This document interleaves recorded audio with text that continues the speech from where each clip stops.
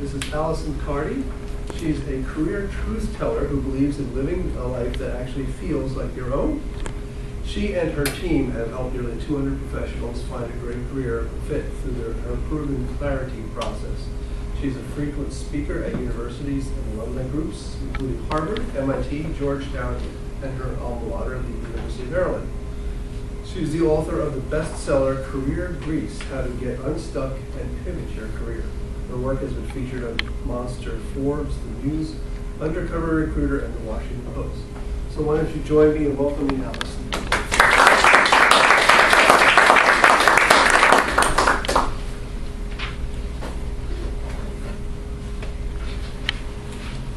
All right, good morning, everybody. And before we get started, can I just have a round of applause for all of you for showing up and being so wonderful this morning? I was so happy that Ron had us go around and share who's in the room, because you guys are my people. There's so much talent and intelligence and creativity and wonderful attitudes within this room.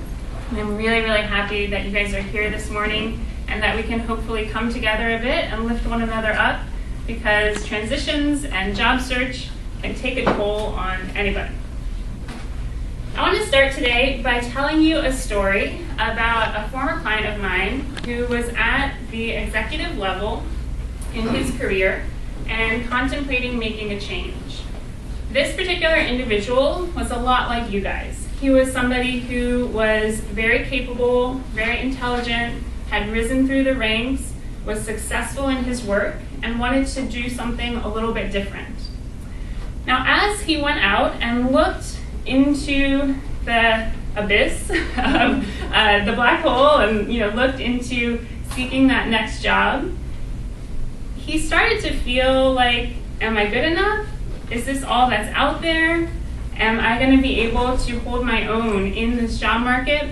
Am I going to be able to get this next job? And he had put out some applications and some feelers, and he hadn't gotten the immediate enthusiastic response that he had been really wanting. And he was starting to feel a bit down, a bit disappointed, disheartened. Is this really going to work out? Suddenly, he got a job offer, and he was elated, over the moon. This is going to be the thing for me. I'm so excited. He got a job interview. And then it wound up being that he did not get that job, and he was crushed. So going through the job search process of putting yourself out there, of trying to find something that's going to be a good fit, can take a toll on any of us, right? Just going through this process had taken my client from a confident executive to questioning his very value. And I think, I actually would ask you, can any of you relate to this story? Yeah. Job searching is like getting punched, right? Kind of psychologically. So why do we even bother job searching? Why do we put up with this really difficult process, this emotionally draining, iterative thing where we're dealing with unknowns, we're dealing with uncertainty? Why do we even bother? Well, let me start by asking you two questions. The first is, what are the consequences of being in an ill-fitting job? And if you guys want to raise your hand or call out. We said it already. It was already said. Stressful. Anybody else? What's the consequence of being in an ill-fitting job? What are some of them? Because there are often many. Shortening your life. Shortening your life. Depression. Poor performance. Poor performance. Great one. Anybody in the back? Not engaged. Making too many mistakes. Make too many mistakes if you're not in your sweet spot. I have to look for a new job pretty soon. Right? It's a terrible consequence. You can't be the best version of yourself. It can feel like you're making a positive contribution to anything. Very good. It can also be low self-esteem and low energy. Definitely. How does it impact how you come home to your loved ones? You said it already. Divorce. That's true, yeah. Yeah? That happened again. Anybody over here? You end up being grumpy or impatient. Grumpy, maybe obviously we're all going in and doing a good job at work, we come home tired, but drained maybe? Not your best. Are you going to say something? Oh, negative. Negative, yeah. Yeah, so my expertise is helping people through career transitions. clients where they're unhappy in one particular career path and they're looking to do something different, but they're not sure what it is. And all of the things that you guys have described, I see in my clients. We work with really smart, capable professionals. And when they come to me, I can see there are consequences to their health. There are consequences to their relationships. There's consequences in a big way to just how they feel about themselves. When you're in a job, you're like, this is not right. Something is not a fit, and I don't feel like I'm living my purpose. I don't feel like this is what I want in life anymore. I'm really looking for something different. So let's look at the flip side. What are the benefits of being in a job that is a great fit for you? What happens when we have that job that really matches up with who we are? You feel that your contributions are truly worth something. Mm-hmm. Excellent. Creativity goes there. Creativity, yeah. I look forward to my days. Look forward to your days. How about that? Yeah. You feel like you're doing something that you're sort of meant to do, something that fits your personality. Yeah, that's a big one. It's like that alignment. Yeah. Yeah. You're energized. Energized. Growth. Growth. That's a big one. Anybody else? A benefit? Doesn't feel like a job. It doesn't feel like a job. Yeah. So think about that. When we get into a career path that is a really good fit for us, it can really impact our lives, like probably more than you guys realize. Because when we're in a career path that is a match for who we are and what we want to be doing in the world, then it trickles into our confidence, our growth, our feeling about our day-to-day life, because we spend a lot of time at work. It trickles into our health. We had a client recently who started on a transition, and he said, before working with you guys, I was pre-diabetic. I had put on a lot of weight, and since we found my path and I'm working towards it, I'm not pre-diabetic anymore. I'm losing weight. My health is improving, just because he's now going in a direction that feels like his own. It can also really impact your relationships. We had a client recently who said, what was the phrase he used?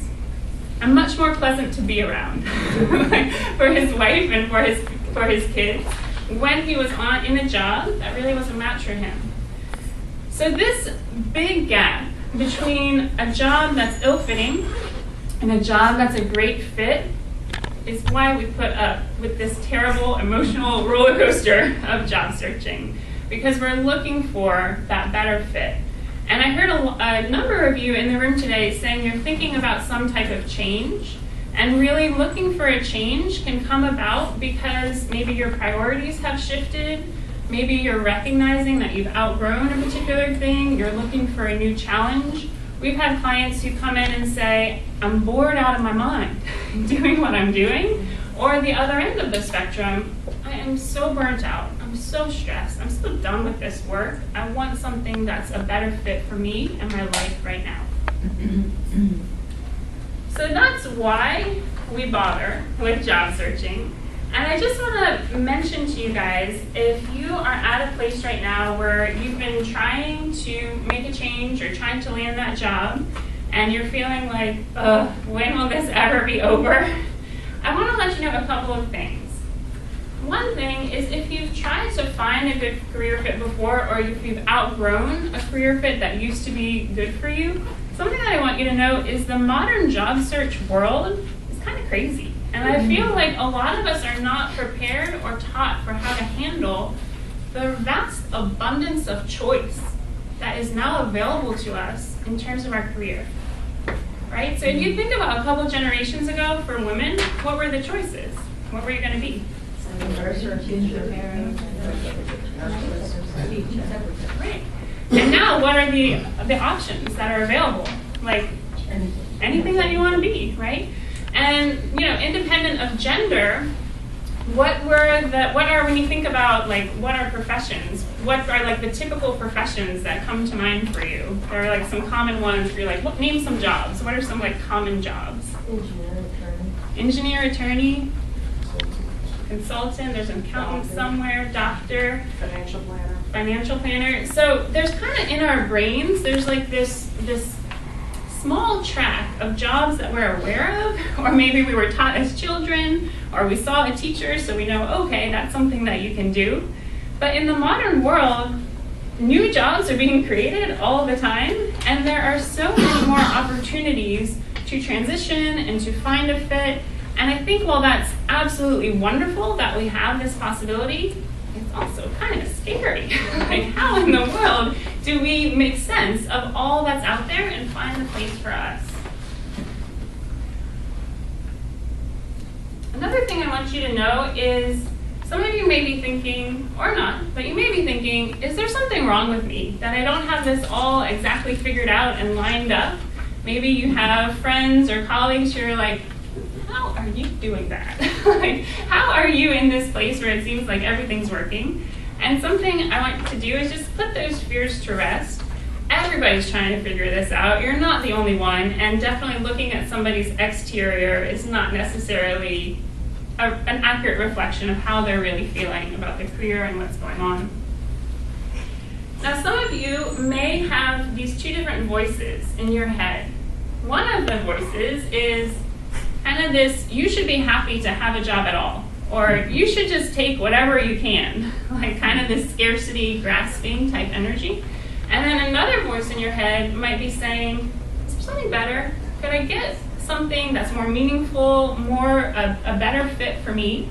And I really want you guys to know that I'm on the side of that voice, right? So I think there are definitely influences in all of our lives, maybe loved ones or colleagues, who might be giving messages that are like, just be scared, just stay put, just do what you're doing.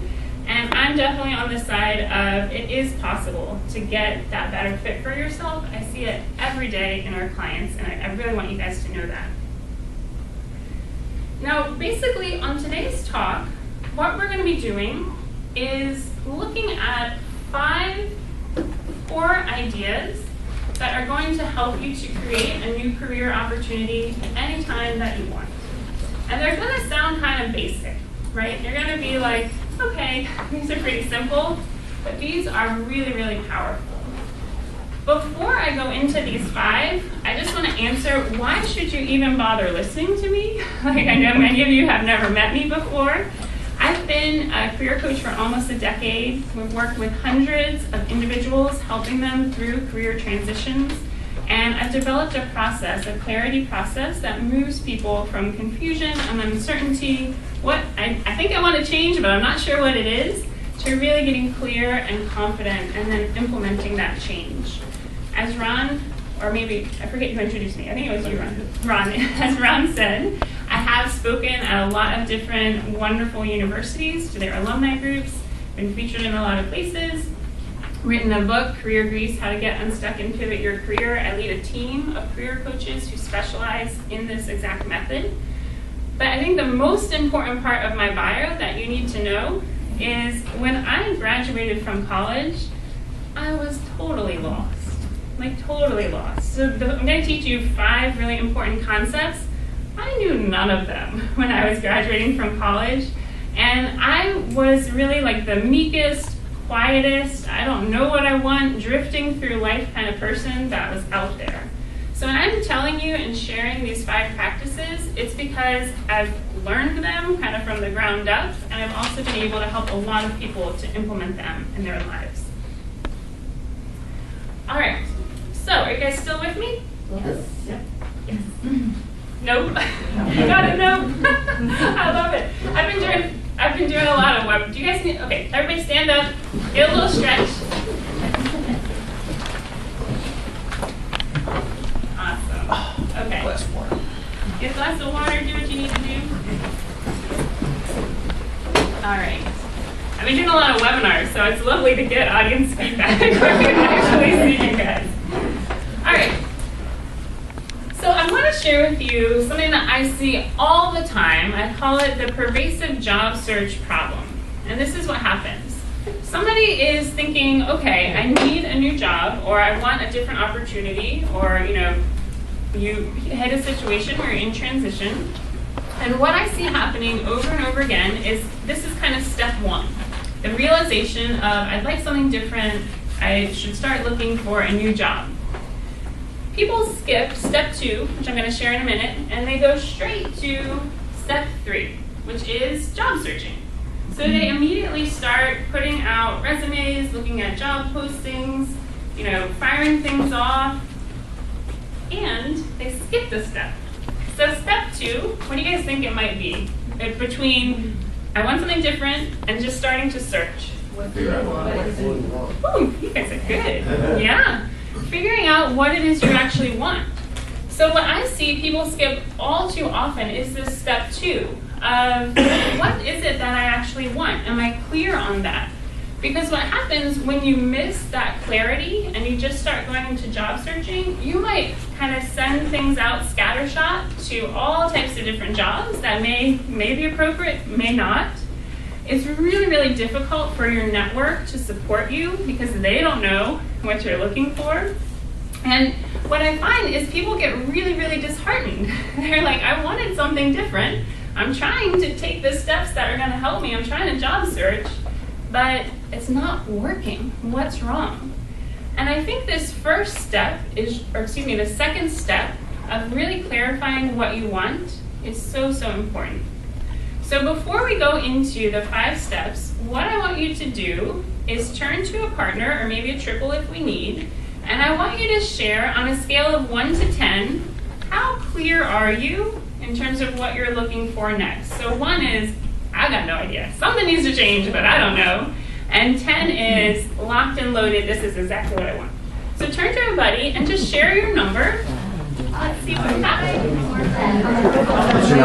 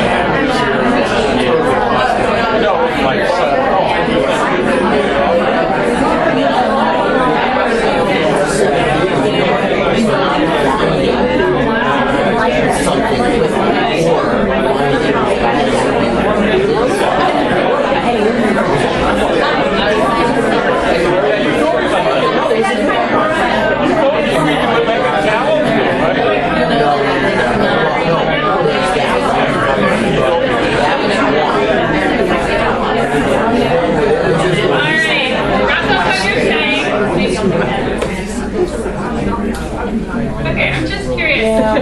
So we said 1 was unclear, right? And 10 was super clear. How many of you are 5 or under? It's not uncommon. Yeah, how many of you are 6 to 10? Excellent, very good. Although I overheard, I know what I don't want. How many of you know that? Wonderful, wonderful. Well, when my team and I work with our clients, as I said, we help them go from unclear to clear. And when you can really know what you're looking for, it makes a tremendous difference. As I mentioned, we have a great room in here in terms of who's in the room, and my clients are like the same caliber of you guys. And what I see time and time again is you can take the smartest, most capable, motivated person, and if they don't know where they're going, if they don't know what they're looking for, it's going to be pretty darn hard to get it. So when you can really increase that clarity, then it improves your confidence, it improves your ability to take action and to move forward really nicely. So let me just share with you some of the things that our clients tell us before they work with us, and if you want, you can pop your hand up if any of these resonate with you. If you don't feel comfortable, that's okay too. I have trouble with the what do you want to do next question. I feel trapped on my current path. I don't see anything I feel good about in the job listings. I feel lost in a sea of so many choices. I'm fed up and I'm happy with my job. I think I'm here for a reason and it doesn't feel like I'm living my purpose. I thought the right thing would just appear and it hasn't. It's exciting and terrifying to have so many options. I have all the signs of burnout and am unhappy in my work. I'm struggling and overwhelmed. My day-to-day is so exhausting. It's hard to think about what I want to do next when I come home from work. How many of you can resonate with this at some point in your career? I don't want the feeling of dreading Sunday night anymore. I'm getting lost in my head, making lists and overthinking things. Yeah, it happens a lot with smart people, I notice. I just don't care about my job. I feel out of it and down, which isn't like me. I've been drifting through my career choices, and I want to take the wheel now. I've been doing the same job for 11 years, and I've been bored for the last 7. Every time I sit down and think about my career, I don't know what else to do. I don't want to waste any more time. I don't want to look up and realize I wasted another 5 or 10 years of my life. Yeah. Did any of those resonate with you guys? Yeah. It's going around. Nothing wrong with you if you're feeling those kinds of things. All right. So, if those resonated, I want you guys to really pay attention to the 5 powerful practices that I'm about to share. And number 1, I've been kind of teeing up here all morning, so it's probably not going to come as a surprise. Number 1 is know who you are and what you want. Right? It's that step 2 that I shared, getting clear about who you are and what you want. And I think this concept, it sounds like it should be so easy. Like, I live with myself every single day. Like, I should probably know myself really well, and I should know who I am. I should know what I'm wanting in life. What really happens is, how close are we to ourselves? Like, this close, right? So we probably don't have the best perspective on ourselves, who we are, and what we want. And it can be really, really easy to get turned around, to get confused, to hear what other people tell you, maybe they think you should want, or what they want for you, and to get a bit lost in who you are and what you want. So what I want you guys to do, and this is not going to like magically answer the question, but I think it may be helpful. I want you guys to find a different buddy than you had before, and I just want you to share some experience that you really, really love. So it could be a work experience, it could be a hobby, and we're gonna take about 2 minutes and then switch. So just find a new buddy, think about something that you super enjoyed, and just tell them about it. And before you do, your buddy, just listen to them, ask a follow-up question, be curious, and then I'll let you guys know when it's time to switch, okay? Sure, go for it. Hey, how are you?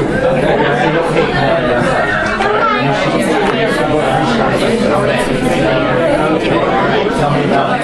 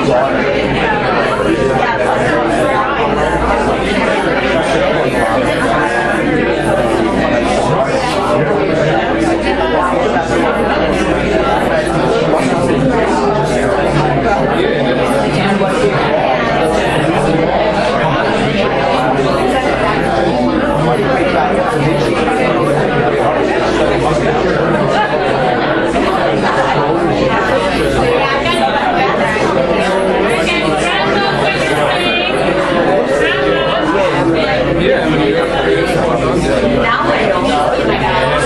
I remember actually zoology where like people brought in pictures for this. All right. That's one of my favorite exercises to do because what's so fun is when people start talking about what they want, or excuse me, what they love or what they really enjoy, like hands just start going. So I always enjoy looking out in the room and seeing people being enthusiastic. So I'm curious for one or two people, for you to reflect something positive or something unique that you heard about your buddy. Is there something that you heard and what they told you where you're like, oh, that's really an interesting skill or something unique about them? Yeah. So this is what I heard about Luke. He's a risk taker. Ooh. And how do I know he's a risk taker? Because after meeting his now wife, when she was a student here at GW, and he was backpacking around, and he'd gone back to Australia, and she'd taken a job in Thailand, and he thought, after he got through with his studies, I'm going to give it a try. I bought a one-way ticket to Thailand. And the rest is history. So that tells me he's a risk taker. Beautiful. I love that story. Actually, it's true about both my bodies. I noticed because I guess I walk too long in dealing with stuff, so I kind of concentrate on stuff. But both of these people are very caring about others, about cancer patients, about kids, so it's kind of me. Oh, Interesting. Yeah, Great interesting. observation. Great observation. Anybody else? Something you noticed about your buddy? Yeah, sorry, I'm gonna pick on you because you're not 40 yet. The child. One of the things that Rishi talked about was that, so he's got a lot of background in molecular biology, and the experience he talked about was when he was given a compliment of a question he raised.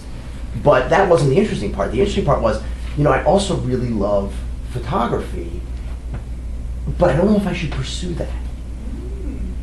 And that question, because I asked myself the same thing, I love that, but I'm not sure that leap of faith, that leap of getting over the hesitation that we check ourselves before we wreck ourselves, as my daughters like to say, kind of sometimes stops us.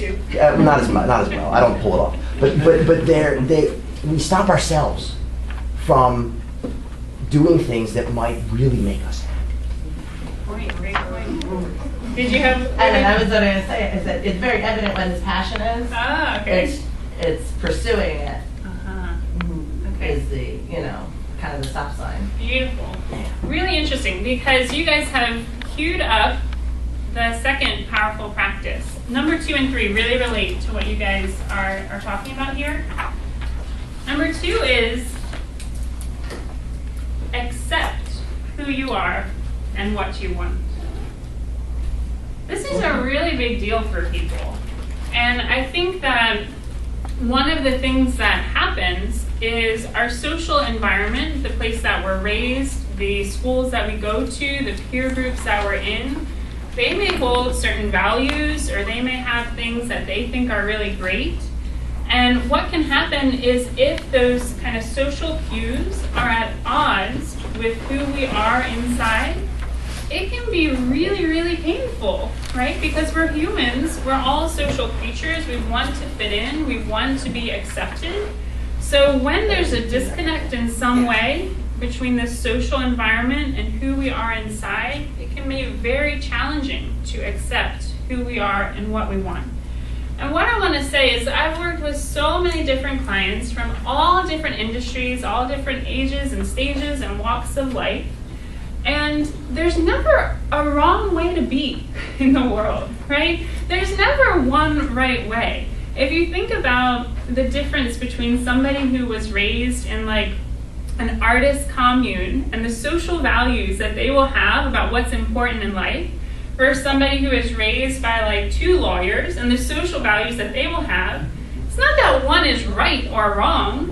It's just there's a whole world out there and there's people doing all types of different things, and it's okay to be who you are, to do what you want.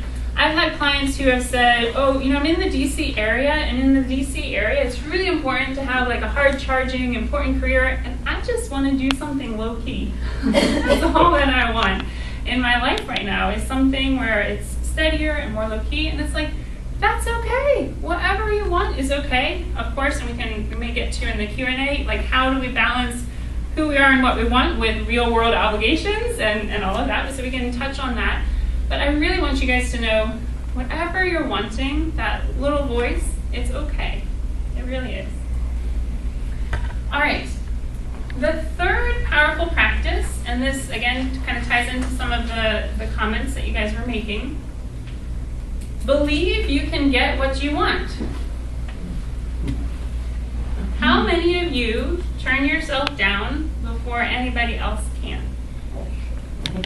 Sometimes, yeah, sometimes, right? So what this looks like is you look at a particular job posting or job listing. I had a client recently who said, I'm not 100% fit for this particular job, so I'm just not gonna apply. And I was like, well, how much of a fit do you think you are? Well, 80. So she had a whole lot of the qualifications and the necessary things, but she was kind of rejecting herself before even giving it a try. I think this can happen all the time for people in terms of turning yourself down for job postings, but also it can happen from turning down your dreams, the things that might be very close to your heart. If you think, I'm not allowed or I'm not supposed to do that, then how much of a chance do you have to actually do it? Pretty much nothing. So it starts from you and your belief that you can do what you want. For these first three, know who you are and what you want, accept who you are and what you want, believe you can get what you want. It can be really important to have somebody in your corner who can support you with all of those things, right?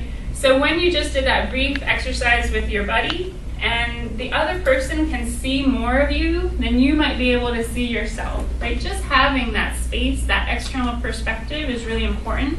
And then having somebody who's not going to be judgmental about what you want, who will give you the safety and the space to talk that through. So often, and it's kind of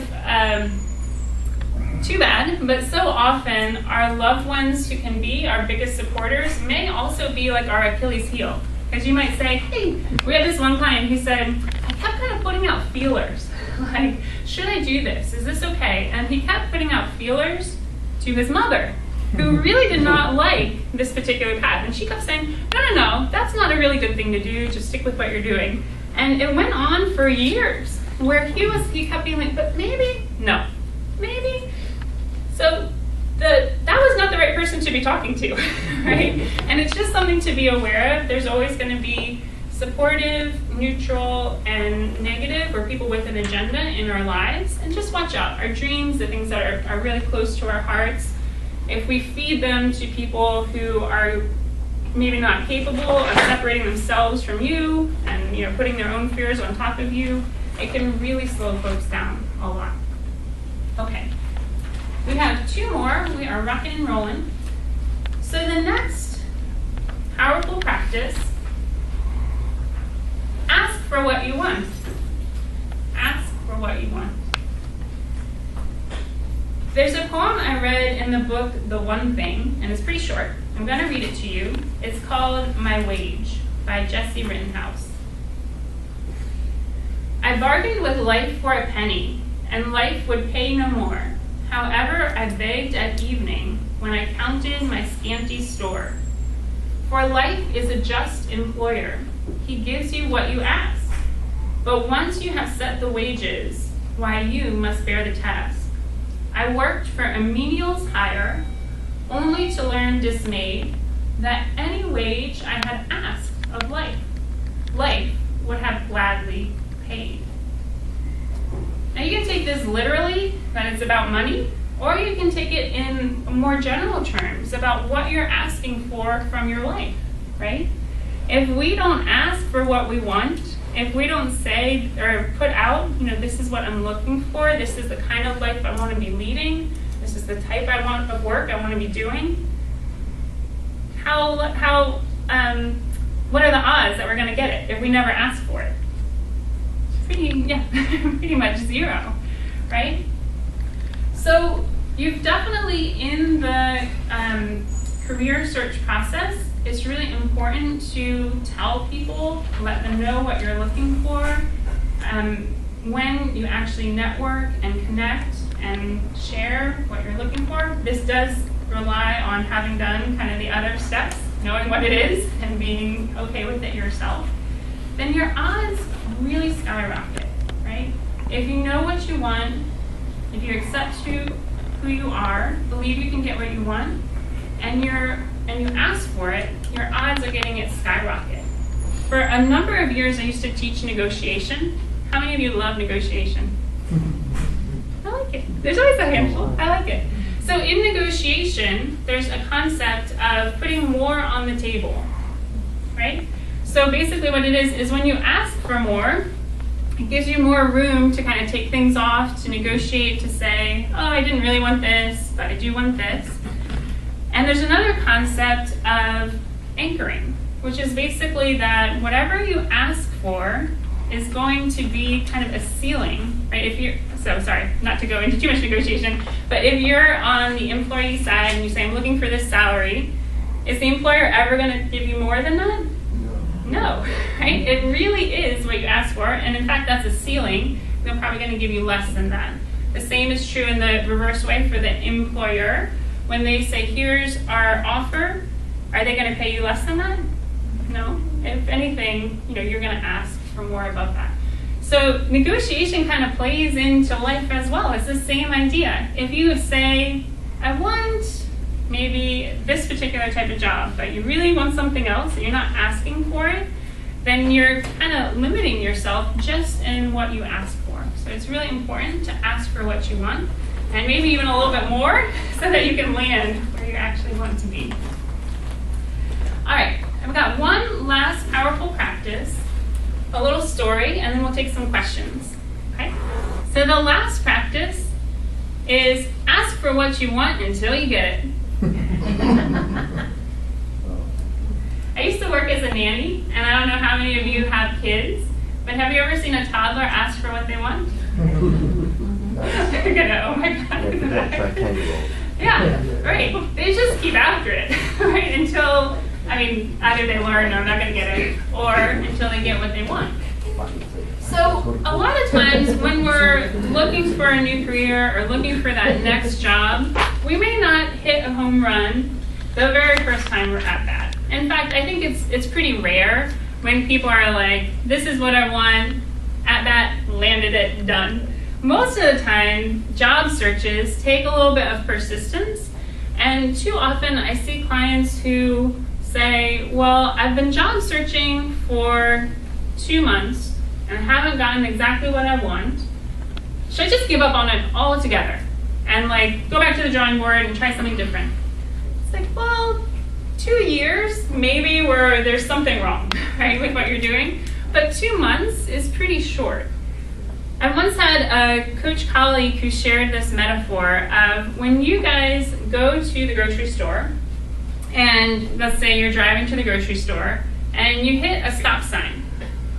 Do you turn around and say, it wasn't meant to be, I should just go home? No, you expect there's gonna be a stop along the journey. Same thing when you hit construction, or you're like, shoot, I'm just not gonna get groceries, I better go home. This path that I was gonna take isn't working. No, of course, you just find a way around. The same kind of idea can apply to your job search, right? You're gonna hit stop signs.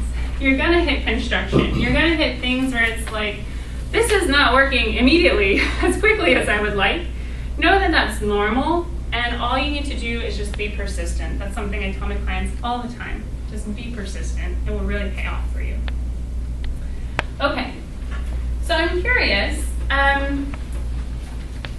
We talked about 5 practices. They're know who you are and what you want, accept who you are and what you want, believe you can get what you want, ask for what you want, and keep asking for what you want until you get it. Right? So they sound pretty simple, but underneath of them, they're pretty deep. They're pretty heavy. So I'm curious, for a show of hands, how many of you are more on kind of 1 and 2, knowing who you are, accepting? Yeah, it's important. How many of you are on believing you can get what you want? Maybe some overlap? Yeah? Yeah? How many of you are on asking for what you want and keep asking? Yeah. Great. And some of you might be like all in different categories. So I get it. I've been there. And I want to share a pretty personal story with you before we switch into any questions, and then we'll wrap up for the day. I was raised to be scared in the kindest way possible. My parents loved me so much that they never wanted anything bad to happen to me. And, you know, it was from a loving place, but really what I internalized from this protection was stay small, stay safe, be quiet. And when I do that, I'll be safe. What happened as I started growing up, going to college, I started feeling really bored and really constricted. My life was so small. I was just doing what I was told, following along. And I remember there's this quote that I read. Some of you may know it. Let me copy it so I get it correctly. And the day came when the risk to remain tight in the bud was more painful than the risk it took to blossom. And I felt that really deep in my heart, that staying in this life that was not my own, that was really small, I didn't want to do it anymore. I had no idea how to figure it out. At that point in time, I had no idea how to get onto a path that was more my own. But I really had this drive, staying here is not going to work anymore. So I decided one day at the University of Maryland to do the scariest thing that I could think of at the time. I decided to take Metro into DC to the Smithsonian by myself. I had never done anything beyond what my parents had kind of drawn for me. I used to go to school, to swim practice, to homework, to home, to bed, right? So doing this, going off campus, was actually terrifying to me. I had never gone out of bounds to a place that wasn't kind of approved for me. And I remember that day, it was a November day, it was a little bit gray and rainy, kind of like today. I walked to the metro station at College Park, was in my college hoodie, college gear, had a backpack. I went in, I sat down, crunched up against the window seat of Metro. My heart was pounding.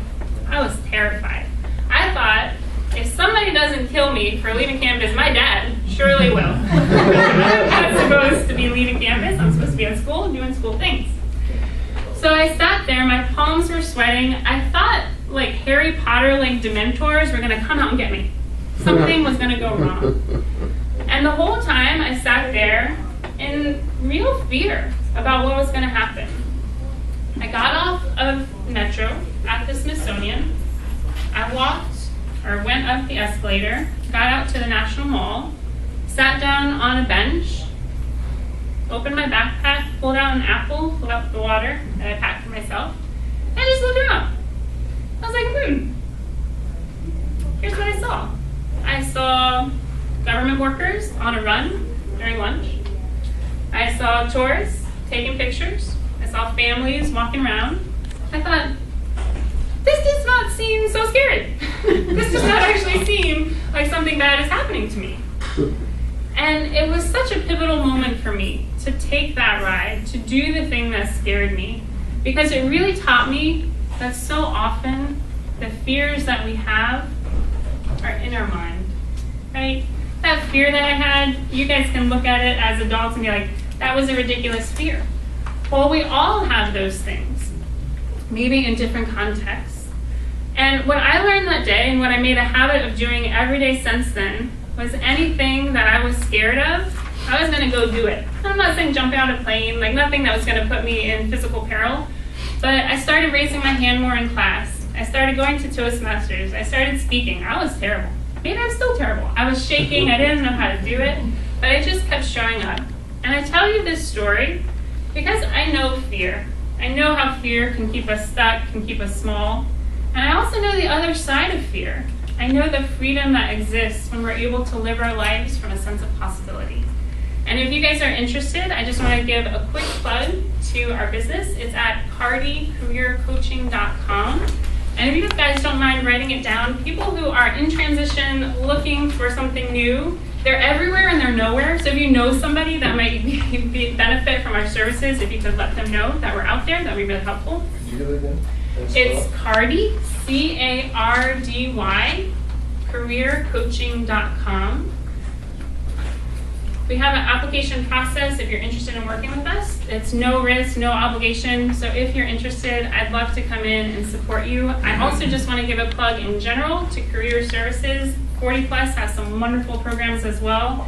I hope you've already just benefited from being with one another and recognizing you're not alone. Everybody's going through this at some point in their lives. It really does happen.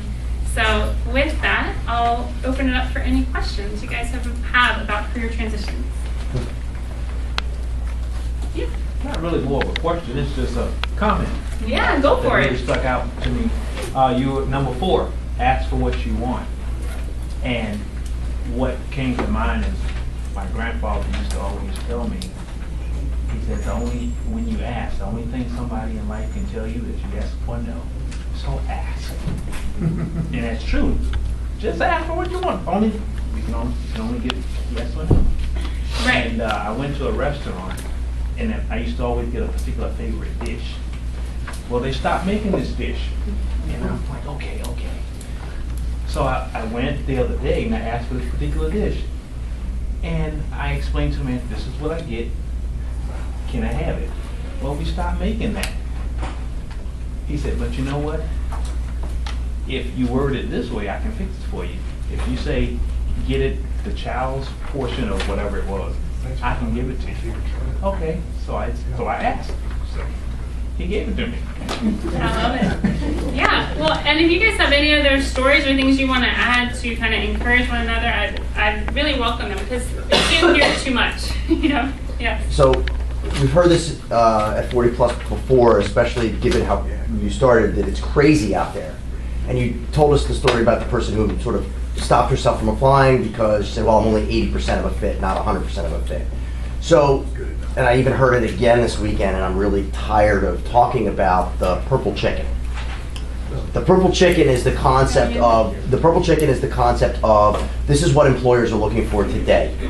It is the one person, the one thing that checks all the boxes, that is exactly the color, the fit, the size, and if you don't do all those things, if you don't have the exact training, if you don't have the book of business, if you haven't had the expertise in that industry, so that they actually have to invest in you and train you, which nobody wants to do today, they're not going to waste their time with you. So it's hard for employers who are constantly looking for people that don't exist, but yet here we all are trying to find jobs, and so we check ourselves and not apply to that job because we know they're going to say, I can't tell you how many, I've applied to jobs in sales areas that are beyond my particular field of comfort to see what's out there, but I'm like, oh, but you don't have any experience in this field, so sorry.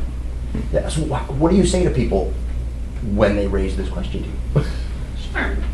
So without knowing total context, something that I would want to look at is, are you giving people a piece of paper or are you giving people your face?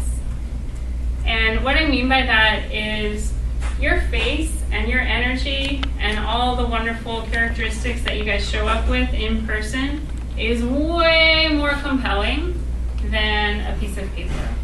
So it can be almost comforting, I see nodding. It can be comforting to hang out behind your computer and apply for things online. It feels productive, and you can get a job that way.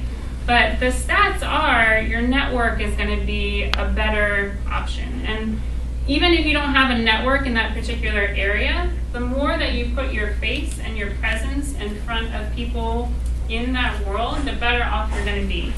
We had a client once who wanted to work at one very specific organization, didn't necessarily have a perfect fit, but felt so much enthusiasm and passion for it.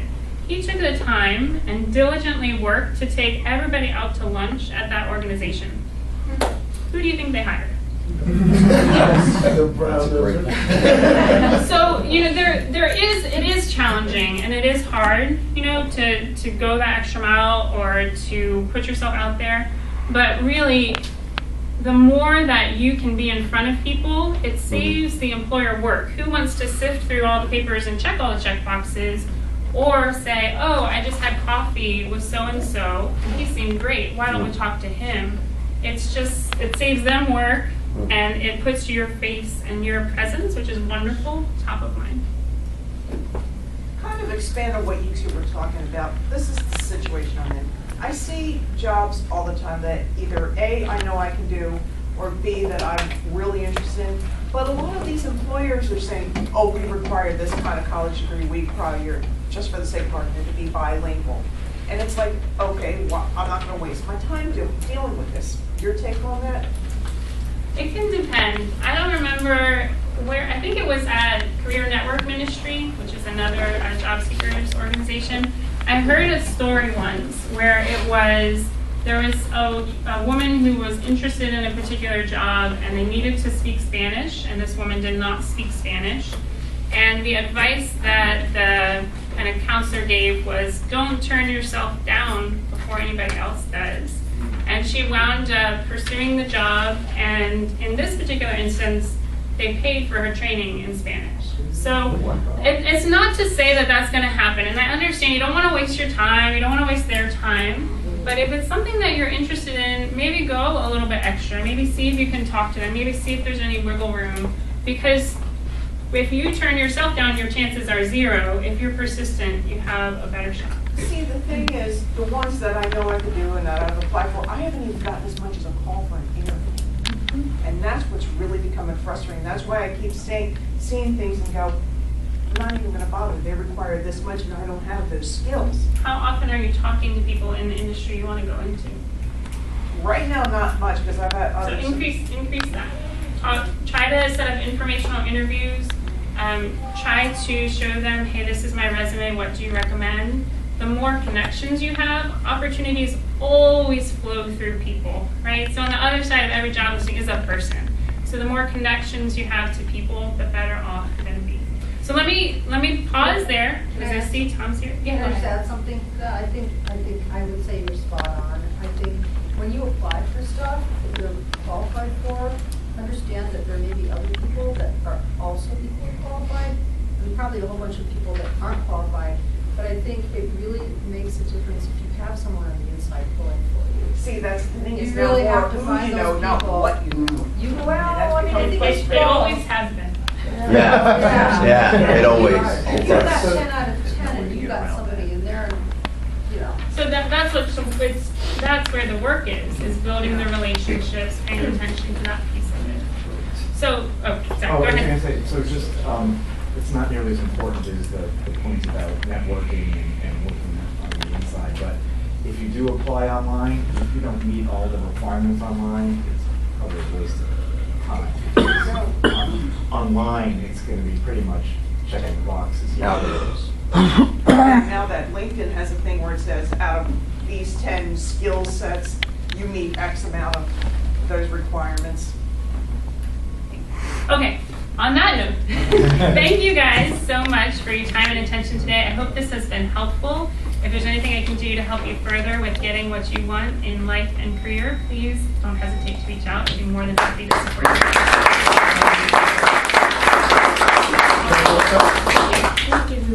Alison, I'd like to thank you for joining me. So the official deluxe 40-plus mug.